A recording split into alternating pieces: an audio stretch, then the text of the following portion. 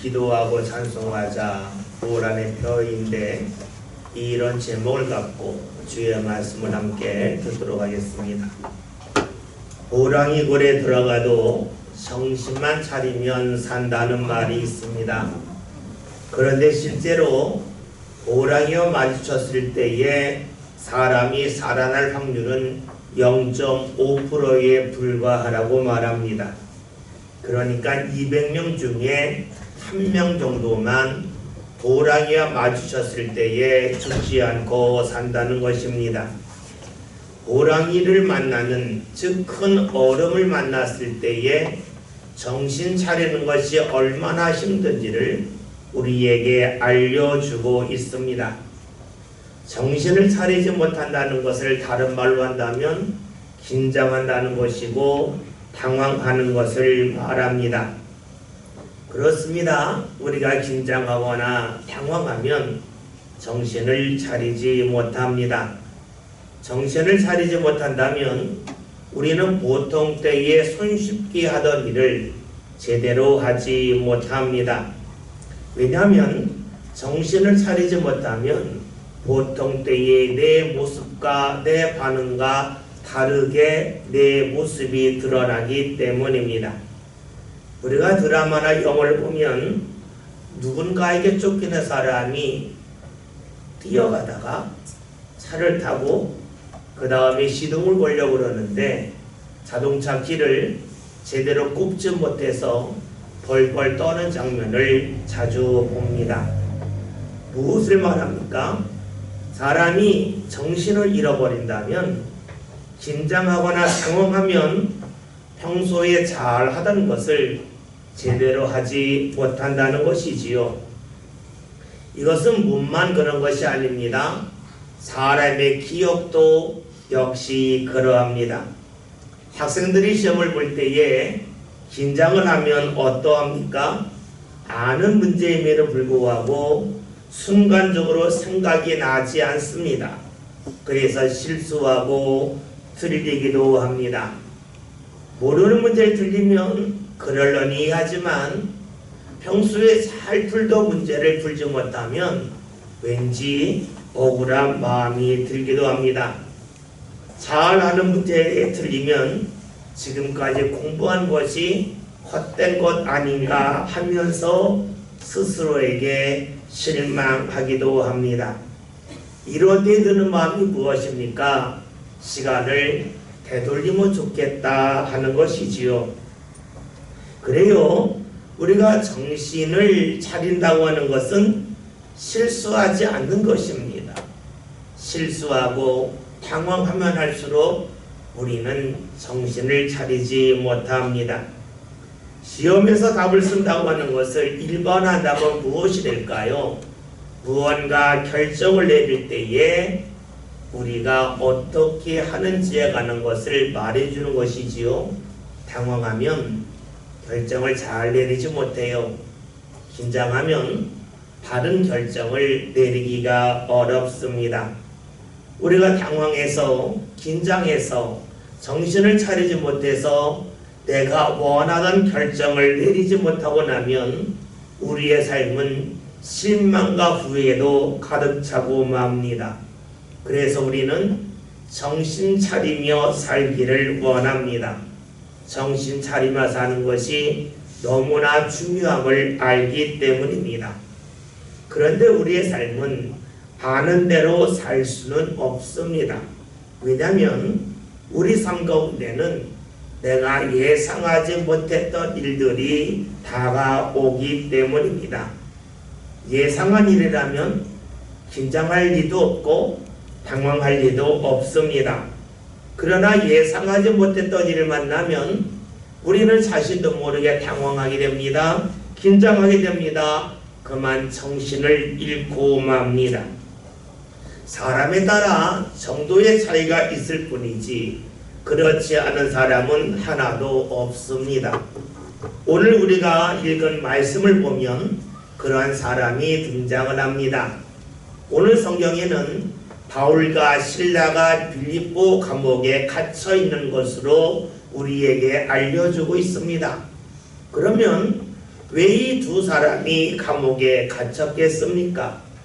오늘 읽은 본문 앞에 있는 말씀을 보면 바울과 실라가 지금 그리스라고 하는 나라에 있는 빌립보라고 하는 도시에 가서 기도하는 곳을 찾으러 갔습니다. 기도하기 위해 발걸음을 옮기고 있는데 한 여종이 그를 만납니다. 이 여종은 귀신에 들려서 점을 치고 있었습니다. 귀신에 들려 점을 치면서 많은 사람들이 이 여종에게 몰려들었고 덕분에 여종의 주인은 많은 돈을 벌었습니다. 반면에 이 여종은 귀신 들려 살았기 때문에 그의 삶이 너무나 힘들고 괴로웠습니다. 그래서 길을 가던 바울과 실라를 보고 이런 말을 합니다. 이 사람들은 지극히 높은 하나님의 종으로서 구원의 길을 전하는 자입니다 라고 며칠 동안 외칩니다. 왜 이런 말을 했을까요? 바울과 실라는 자신을 귀신 들린 자리에서 구원할 자라고 여겼기 때문입니다. 그러니 자신을 귀신에서 벗어나게 해달라고 간청을 한 것이죠. 며칠 그렇게 하자 바울은 마음이 너무 나빠서 예수님의 이름으로 이 여종에게 있는 귀신을 내어 쫓았습니다. 덕분에 이 여종은 더 이상 귀신에 눌려 살지 않게 됩니다. 그러나 귀신이 떠나갔기 때문에 더 이상 점을 칠 수가 없게 됩니다. 그러자 이 여종의 주인은 화가 납니다. 이 여종이 귀신 들려서 점을 치면서 적지 않은 수입을 그에게 주었는데 그 수입을 더 이상 차지할 수 없었기 때문이죠.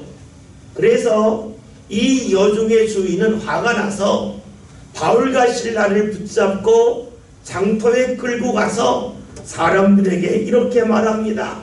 이들은 유대인인데 우리 로마 사람들이 받지도 못하고 행하지도 못할 풍습을 전한다 합니다.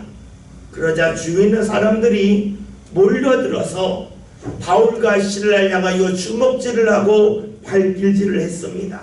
옷을 벗겼습니다. 매로 때렸습니다. 그리고 지쳐있고 꼼짝달싹하지 못하는 바울과 실라를 옥으로 끌고 갔습니다. 그리고 옥에 가두게 했습니다. 옥에 갇힌 바울과 실라의 발에는 착고가 찰거져서 제대로 움직이지도 못했습니다. 이런 일이 아주 순식간에 일어났습니다. 바울과 실라는 여종에게서 귀신을 내어쫓은 후에 이런 일이 일어날 것이라고 전혀 생각을 하지 못했습니다. 그러니까 이런 일을 경험할 때에 무척이나 당황했겠지요. 매를 맞고 옥에 갇힌 바울과 실라의 마음은 어떠했겠습니까? 한마디로 억울했습니다. 억울한 이유는 두 가지입니다. 첫째는 자신이 매를 맞을 만한 일을 그리고 옥에 갇힐 만한 일을 하지 않았다는 것입니다. 귀신 들린 자에게서 귀신을 내어쫓는 것은 선한 일입니다.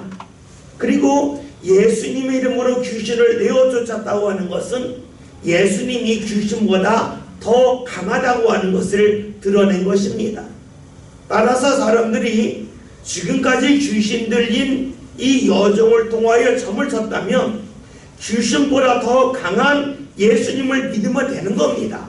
따라서 바울은 하나님이 기뻐하는 일을 행하였고 그가 매를 맞을 만한 일도 옥이 갇힐 만한 일도 전혀 하지 않았습니다. 그러니 그는 억울할 수밖에 없습니다. 또 다른 하나 억울한 것이 있습니다. 자신의 실수입니다. 빌립보 사람들은 바울이 유대인이요 로마 사람들이 받아들일 수 없는 일을 행했다면서 그에게 매질을 하고 그를 옥에 가두었습니다. 그는 전혀 법의 보호를 받지 못했죠. 그러나 우리가 성경을 읽어보면 알 수 있듯이 바울은 로마 시민권자입니다. 로마 시민권자라고 하는 것은 정당한 법의 보호를 받을 수 있다는 것이지요. 따라서 여종의 주인이 그를 붙잡고 시장에 끌고 갈 때에 나는 로마 시민권자라, 나는 말 한마디만 하면 더 이상 끌고 갈 수도 없습니다. 매질을 할 때에도 나는 로마 시민권자라, 나는 말을 하면 사람들이 바울을 때릴 수도 없습니다. 때리고 나면 큰 형벌을 받기 때문이죠. 옥에 갇혔을 때에도 나는 로마 시민권자요, 나는 말만 하면 옥에 갇히지 않고 정당한 보호를 받을 수가 있습니다. 그런데 바울은 얼마나 당황했는지 시장터에 끌려갈 때에도, 매를 맞을 때에도, 옥에 갇힐 때에도 자신이 로마 시민권자라는 말을 하지 못했습니다. 당황했기 때문에 순간적으로 정신을 차리지 못했던 것입니다. 바울이 지금 어려운 이유는 그가 정신을 차리지 못한 결과입니다. 이런 바울은 마치 자신이 너무 잘 알고 있는 문제를 풀지 못하고 실수한 학생들의 마음보다 더 괴롭습니다. 당하지 아니해도 될 어려움을 겪고 있기 때문입니다. 그러니 바울은 다른 사람을 탓하기보다는 정신 차리지 못한 자신에 대하여 책망할 수밖에 없었습니다. 내가 왜 정신을 차리지 못했을까? 왜 내가 로마 시민권자임을 믿는 실수를 했단 말인가? 그는 자꾸만 떠오릅니다.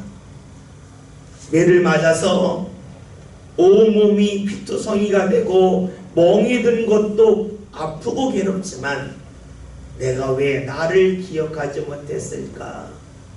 내가 왜 당황해서 내가 로마 시민권자임을 잊었을까 하는 그 자책이 그의 마음을 더 아프게 하고 있습니다. 자신의 실수로 인해서 바울은 로마 시민권자임에도 불구하고 옥에 갇혔습니다. 이제 바울이 지금이라도 나는 로마 시민권자임을 기억하고 말하면 날이 밝으면 옥에서 벗어납니다. 시간이 지나면 더 이상 옥에 갇힐 이유가 없습니다. 그러던 바울의 마음이 갑자기 달라집니다. 시간만 지나면 모든 것이 다 해결될 거라고 여겼던 바울의 마음이 갑자기 뒤바뀌지요. 오늘 말씀 25절을 함께 봅니다. 한밤중에 바울과 시라가 기도하고 하나님을 찬송하되 죄수들이 들어라. 아멘. 말씀을 보면 시간을 알려주는데 한밤중에 라고 알려줍니다. 밤이 깊었다는 것이지요. 바울은 시간만 지나면 이제 자신은 옥에서 나갈 거라고 생각을 했습니다. 그런데 한밤중이 되었을 때에 시간이 한참 지난 다음에 그의 마음이 바뀌는 겁니다. 그래서 그가 기도를 합니다. 여러분, 바울이 어떤 기도를 했겠습니까? 옥에서 나가게 해달라고 기도했겠습니까? 그건 아니죠. 왜냐면 그는 날이 밝으면 당연히 옥에서 나갑니다. 로마 시민권자임을 밝히기만 하면 자연스럽게 나갑니다. 그러니까 그가 옥에서 나가게 해달라고 기도할 필요가 전혀 없습니다. 바울이 무슨 기도를 했겠습니까? 그는 지금 자신이 로마 시민권자임을 당황해서 잊었습니다. 순간적으로 정신을 차리지 못했습니다. 이것은 분명 그의 실수요, 그의 부족함입니다. 그런데 왜 기도할까요? 바울은 하나님에 대하여 다시 바라봅니다. 하나님은 실수하고 부족하고 정신 차리지 못한 자신을 통해서도 무언가 하실 일이 있을 거라고 하는 소망을 가졌기 때문입니다. 왜 이런 마음을 가졌을까요? 예수님이 세상에 오신 것은 의인이 아닌 죄인을 부르기 위하여 오셨습니다. 세상에는 죄인이 아닌 사람은 하나도 없습니다. 그렇기에 예수님이 세상에 오셨다고 하는 것은 하나님께서 죄인을 사랑하신다는 것이요, 죄인까지도 가까이 하신다는 것이요, 죄인들의 기도까지도 들으신다는 것이기 때문입니다. 바울은 자신이 실수하여 이런 상황이 있습니다. 온몸에 멍이 들고 옥에 갇힌 상황 속에서 하나님께서 바울을 향하여 무언가 하실 일이 있을 거라고 하는 믿음을 갖고 기도하기 시작을 합니다. 하나님이 기도를 들으시는 것은 우리가 실수하지 않아서, 우리가 정신을 잘 차려서 우리가 바른 일을 할 때만이 아니라는 것이지요. 우리가 실수할 수도 있고 우리가 때로는 정신을 차리지 못할 때도 있지만, 그럼에도 불구하고 하나님은 우리의 기도를 들으십니다. 여러분, 하나님은 사람이 실수한다 할지라도, 사람이 잘못된 결정을 한다 할지라도 그 사람을 포기하지 아니하십니다. 하나님은 사람의 잘못된 결정을 통해서도 하나님의 일을 진행해 나가시는 분이기 때문입니다. 이를 믿었기 때문에 바울은 자신이 실수한 자리에서, 자신이 정신 차리지 못하여 고통당하고 있는 자리에서 하나님의 인도하심이 있음을 믿고 하나님의 계획이 있음을 믿고 기도하고 있습니다. 사실 이런 기도는 쉽지가 않습니다. 왜 그럴까요? 우리는 사람 사이에서 일어나는 일에 너무나 익숙해져 있기 때문입니다.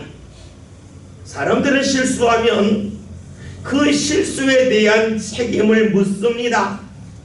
실수한 것이 너라면 그 책임을 네가 지면 안 된다라고 말을 합니다. 그러나 하나님은 다릅니다. 하나님은 실수한 사람, 정신 차리지 못한 사람에게 책임을 묻기도 하시지만 그를 여전히 사랑하십니다. 그래서 실수한 자리에서, 잘못한 자리에서, 정신 차리지 못한 자리에서도 여전히 우리를 사랑하시고 우리에게 은혜를 베푸십니다. 지금 바울은 그런 하나님을 믿고 있습니다. 그런 하나님을 바라봅니다.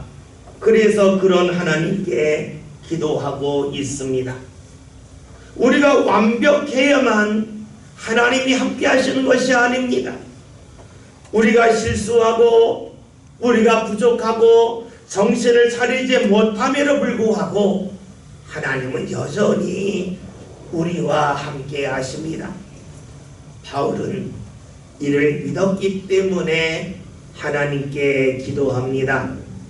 그런데 바울이 하나님이 그런 분임을 깨닫기까지는 시간이 필요했습니다. 그래서 바울이 옥에 갇히자마자 하나님 앞에 기도한 것이 아니고 한밤중이 되어서 한참 시간이 지난 다음에 실수한 나를 하나님께서 어떻게 바라보실까 하는 마음을 갖는 가운데 하나님은 이런 분이구나, 하나님께 기도해야지 하는 마음을 갖고 기도하지요. 그래서 오늘 말씀을 보면 한밤중에 바울과 실라가 하나님께 기도를 합니다.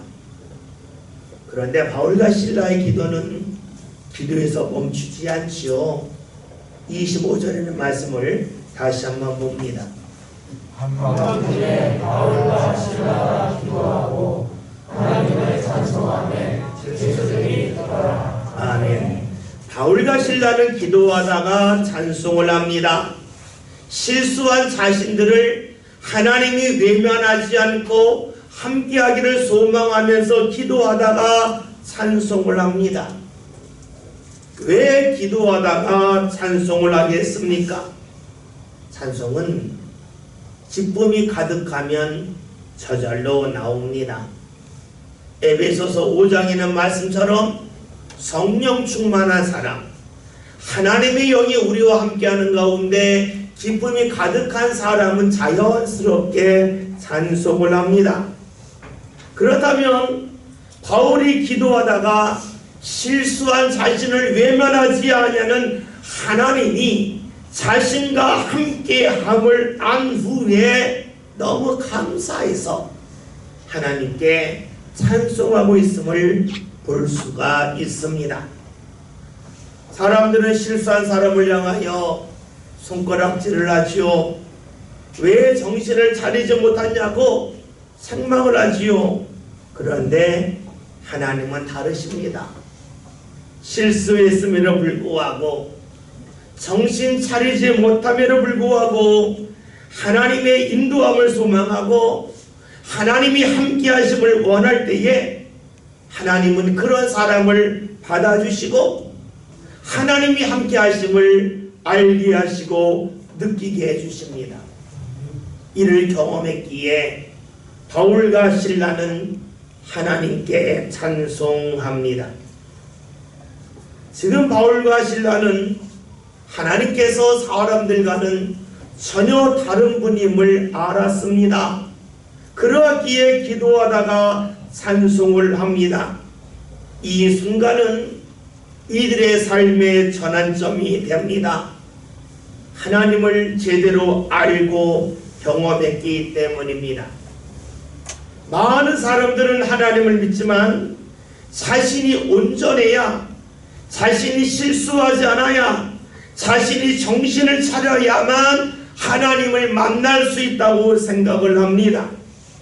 그런데 바울과 실라는 정신을 차리지 못한 가운데, 실수한 가운데도 하나님이 자신들과 함께 하시는 분임을 경험합니다. 그러니 하나님이 얼마나 좋겠습니까? 예수님께서 의인이 아닌 죄인을 부르러 세상에 오셨다고 하는 말씀은 잘 알고 있습니다. 끝까지 우리를 사랑하신다는 말씀도 알고 있습니다. 그러나 이 알고 있는 것이 머릿속에서 머물지 아니하고 삶 가운데 경험되어서 주님이 함께 하시고 나를 사랑하신다는 것이 내 몸속으로, 내 피부 속으로 들어온다고 하는 것은 얼마나 놀라운 일입니까? 이렇게 실수한 가운데 하나님의 인도를 소망하며 기도하고 하나님과 함께함을 경험하여 찬송한 이들에게 놀라운 일이 일어나지요. 말씀 26절을 함께 봅니다. 이에 갑자기 큰 지진이 나서 옥토가 움직이고 문이 곧 다 열리며 모든 사람에게 있는 것이 다 벗어진지라. 아멘. 기도하고 찬송하며 일어난 일은 갑자기 땅이 흔들렸습니다. 옥토가 흔들립니다. 그리고 그들을 묶고 있고 그를 잡고 있던 모든 것이 풀어졌습니다. 놀라운 일이지요. 그런데 이 일이 실제로 바울과 실라에게는 전혀 도움이 되는 일은 아닙니다. 왜냐하면 바울과 실라는 어차피 날이 밝으면 옥에서 나가게 되어져 있습니다. 로마 시민권자이기 때문에 자연스럽게 옥에서 나갈 겁니다. 혹여나 밤에 이들이 옥에서 나간다면 탈주범으로 오해받을 수 있습니다. 그러니까 지금 땅이 흔들렸고 그리고 문이 열리고 메인 것이 다 풀어졌다고 하는 것은 바울과 실라에게는 실제적으로 도움되는 것은 아니었습니다. 그런데 왜 하나님께서 실제적으로 도움이 되지 않는 그런 일을 바울과 실라에게 경험케 하셨겠습니까? 두 가지로 그 일을 살펴볼 수가 있습니다. 하나는 하나님께서 바울과 실라의 기도와 찬양을 받으셨다고 하는 것을 그들이 눈으로 보게끔 하기 위함입니다. 실제적으로 삶 가운데 도움이 되지 아니하지만 하나님이 실수한 사람이, 정신을 차리지 못한 사람이 기도하고 찬송할 때에 그것을 얼마나 기쁘게 받으셨는지를 알게끔 하기 위하여 보여주신 것이지요. 그래서 눈으로 볼 수 있는 시각적인 일, 옥문이 열려지는 일, 사고가 풀어지는 일을 보게 하신 것입니다. 또 다른 하나는 실수한 자리에서도 하나님을 경험하여 하나님께 찬송을 할 때에 하나님이 그를 통하여 하실 일이 있음을 보여주시기 위함입니다. 오늘 우리가 말씀을 다 읽지는 않았지만 본문 다음에는 말씀을 보면 이런 일이 나타나죠. 옥을 지키는 간수가 갑자기 옥문이 열린 것을 보고 나서 옥에 있던 죄수들이 모두라 옥에서 도망갔다고 여겨서 스스로 목숨을 끊으려 합니다. 어차피 간수로서 죄수를 지키지 못하면 그거에 대한 책임을 받기 때문에 스스로 자결하려 하죠. 이를 본 바울과 실라가 말을 하죠. 네 몸을 상하게 하지 말라라고 말을 합니다. 이를 통해서 간수들은 바울과 실라가 하나님이 함께하는 사람임을 알게 되고 바울과 신라를 통하여 예수님을 믿게 됩니다. 그렇죠. 바울의 실수가 있었습니다. 그러나 그 실수한 바울이, 정신을 차리지 못했던 바울이 하나님께 기도하고 찬송하는 가운데 하나님은 그를 통해서 다른 사람 간수가 변화될 수 있도록 이끌어 주셨습니다. 실수했기 때문에 바울은 그가 실수하지 않았을 때에 경험할 수 없는 하나님의 인도하심을 보게 되었습니다. 그렇습니다. 하나님은 실수한 사람을 통해서도 일을 하십니다. 정신 차리지 못하고 넘어지고 쓰러진 사람을 통해서도 하나님은 역사하십니다. 실수했기 때문에, 정신 차리지 못하기 때문에 하나님이 무조건 함께 하시는 것이 아니라 실수하고 정신 차리지 못했다 할지라도 하나님을 찾을 때에, 하나님께 기도할 때에 하나님은 그 사람을 통해서 하나님의 큰 일을 이루어 가십니다. 우리는 사람의 문화에 익숙합니다. 그래서 실수하지 않아야 된다. 실수하지 않는 것이 능력이다. 그래야 인정받는다 라고 생각을 합니다. 그러나 하나님은 다르십니다. 하나님은 부족한 사람, 실수한 사람, 정신 차리지 못한 사람을 통해서도 주의 일을 진행하십니다. 그러기에 오늘 우리들의 삶은 하나님 앞에서 귀함을 알 수가 있습니다. 사람들은 실수하면 귀한 사람이 아니라 천한 사람이라고 여기고 멀리합니다. 그러나 하나님은 실수했다 할지라도, 정신 차리지 못한다 할지라도 그 사람을 귀히 여기십니다. 다른 말로 하면 사람들은 버릴 것이 많지만 하나님에게는 버릴 것이 하나도 없습니다.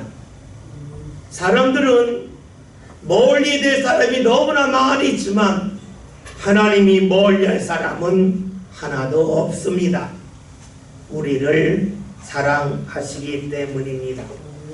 여러분, 바울은 실수하고 정신 차리지 못했지만 기도하며 찬송하는 가운데 하나님이 자신과 함께 하시고 자신을 통하여 일하심을 경험했습니다.